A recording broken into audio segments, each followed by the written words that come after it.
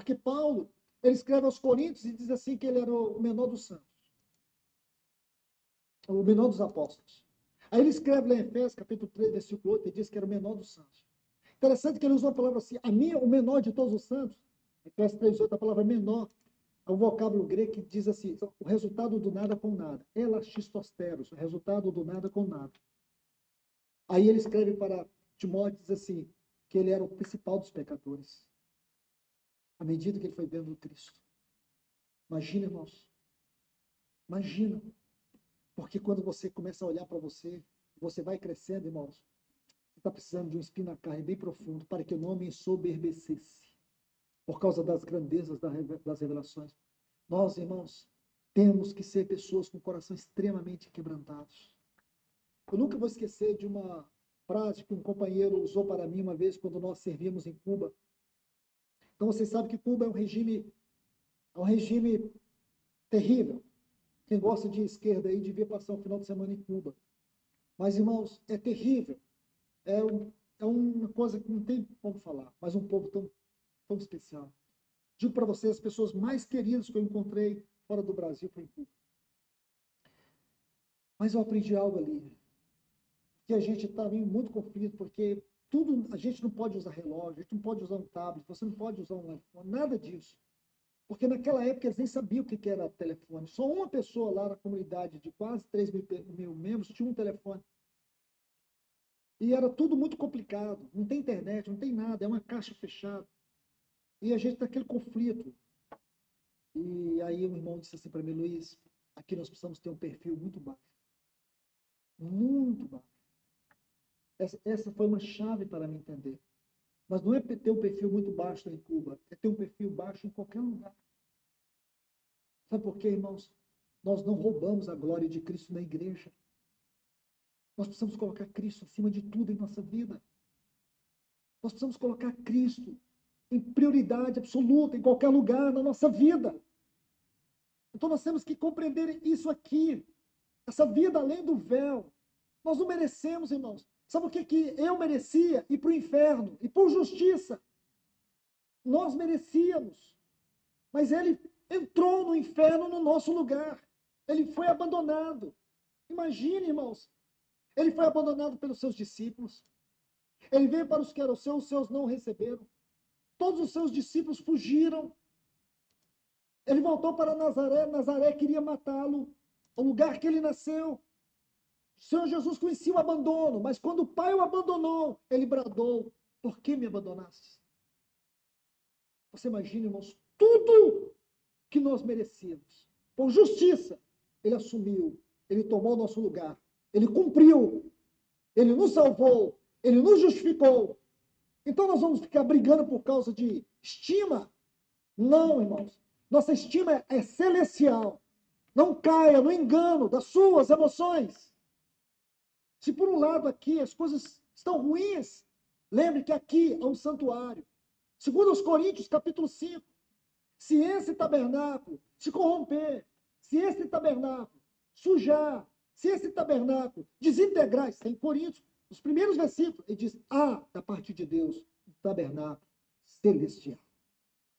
Você pode entrar, você pode avançar, você pode ascender. Sim, irmãos, não é utopia, é Bíblia, é realidade. A nossa esperança entrou além do véu. Não é a esperança do mundo, é nossa. É minha, é tua, é nossa. E olha o versículo 20. Ele diz assim, então a nossa esperança entrou além do véu. Ele não para aí. Ele diz assim, onde Jesus, versículo 20, onde Jesus entrou por nós. Ele entrou por nós. Ele abriu um caminho. E ele nos convida para esse caminho. Achegai-vos. Tende intrepidez, tende ousadia para entrar no Santo dos Santos. Há um convite à não periferia, à não mediocridade.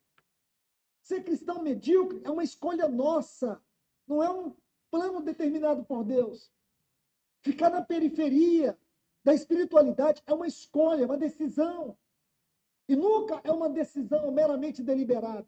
É uma consequência da imaturidade, da apostasia, do abandono, da frieza, da negligência. Não é isso que o Senhor planejou para nós.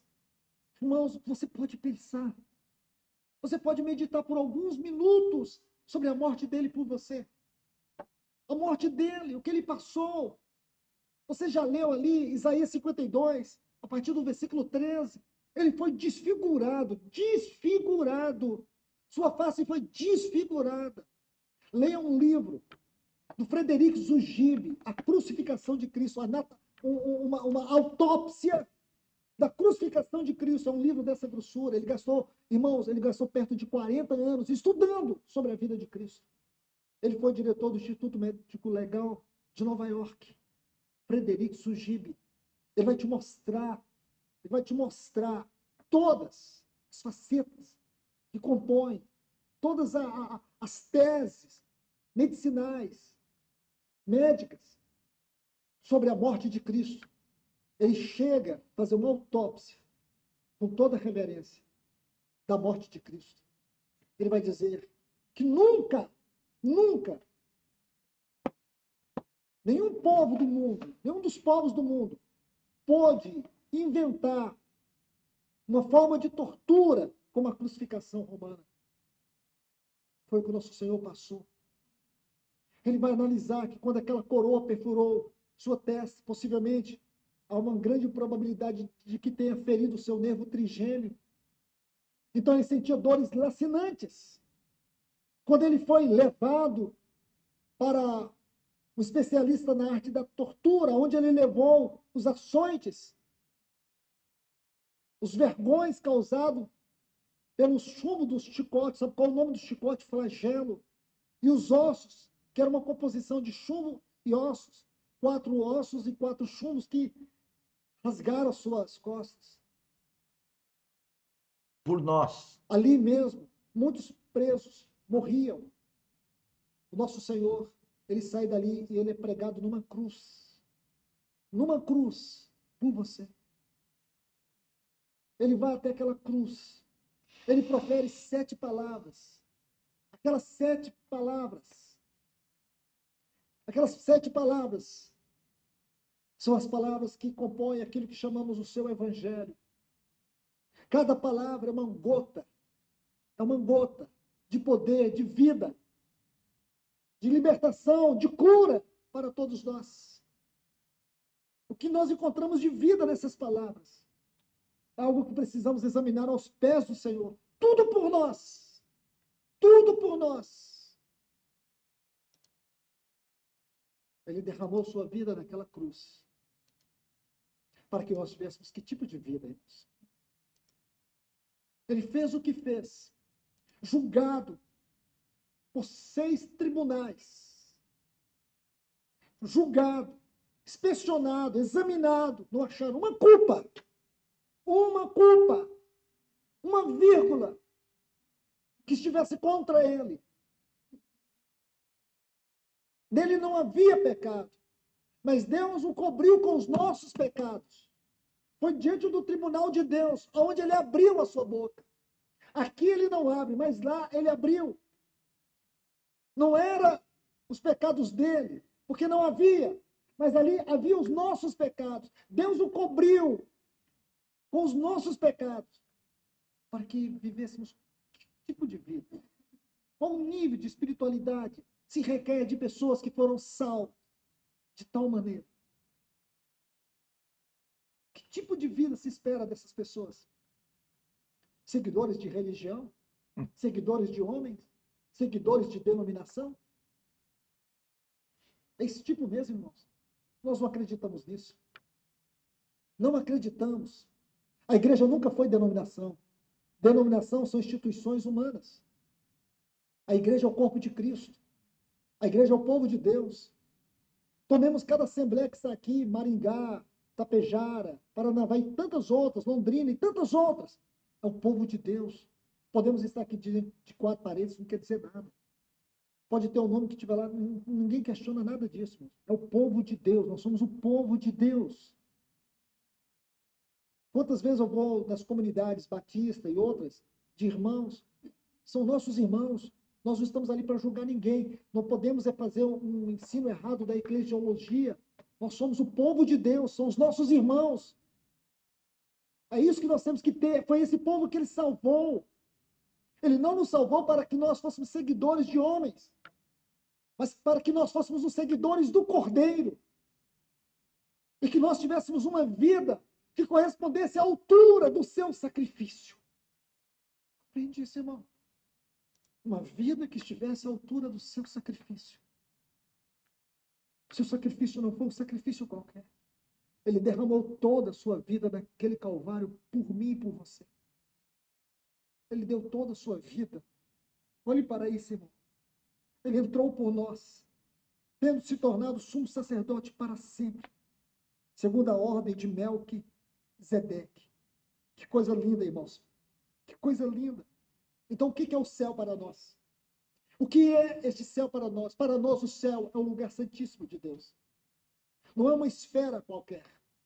O céu para nós é o lugar santíssimo de Deus. Então, em primeiro lugar, o céu é um lugar.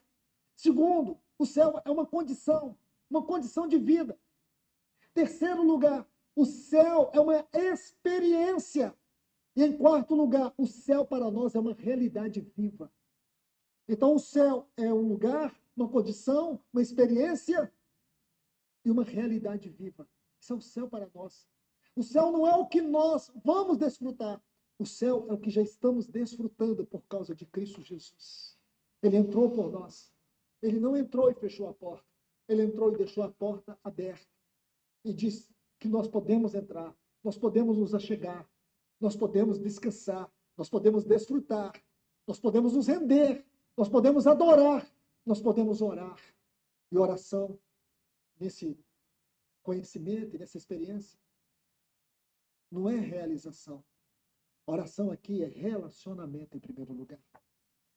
Não esqueça disso. Oração é... Então, senhores, o que é a vida cristã? Primeiro, ela é todo o tempo, toda hora, todo minuto, todo segundo, cada palavra que a gente fala, cada palavra que a gente ouve. A vida cristã é ser guiado pelo Espírito Santo. Para ter uma vida cristã, nós precisamos nascer de novo. Nós temos que ter o Espírito vivificado. E quando nós nascemos da barriga da mamãe, nós nascemos com o Espírito mortificado. Não sou eu que estou falando, não é achismo. Está escrito aí na Bíblia. A Bíblia diz isso. A Bíblia diz isso. E por isso que nós aqui na academia trazemos os preletores, porque eles estudam isso desde a adolescência.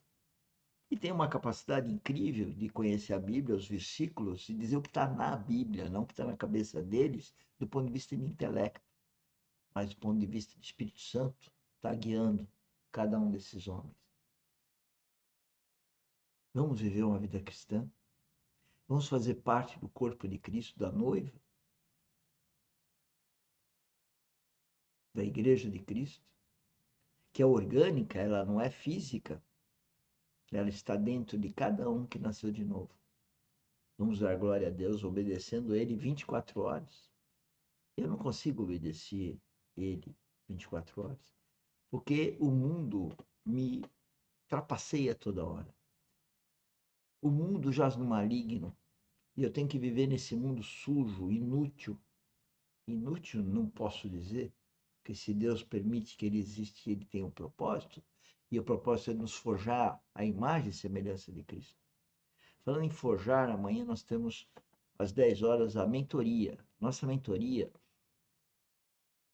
tem o objetivo de transformar as nossas mentes, fazer uma avaliação da transformação da nossa mente nessa semana. Toda semana nós fazemos isso. E amanhã, pensem aí, para nós avaliarmos, cada um de nós, para si próprio, frente ao Espírito Santo, o que nós evoluímos, o que a nossa mente se transformou, o que nós nos aproximamos à imagem e semelhança de Cristo, o que nosso caráter mudou para ser mais próximo ao caráter de Cristo, e a nossa conduta em que mudou. Toda semana vivo numa sofridão direta, e Cristo não sofreu? Paulo não sofreu? Eu sempre falo, lembro de Cristo e de Paulo. São os modelos perfeitos e o modelo mais próximo de nós, pecador, Paulo, que tinha tudo, tudo do melhor e deu tudo para ter a vida em Cristo. Vem conosco. Amanhã às 10 horas, se Deus quiser, estamos aqui para transformar a nossa mente ou fazer uma avaliação do que transformou a nossa mente essa semana. Tchau, tchau. Boa noite, obrigado.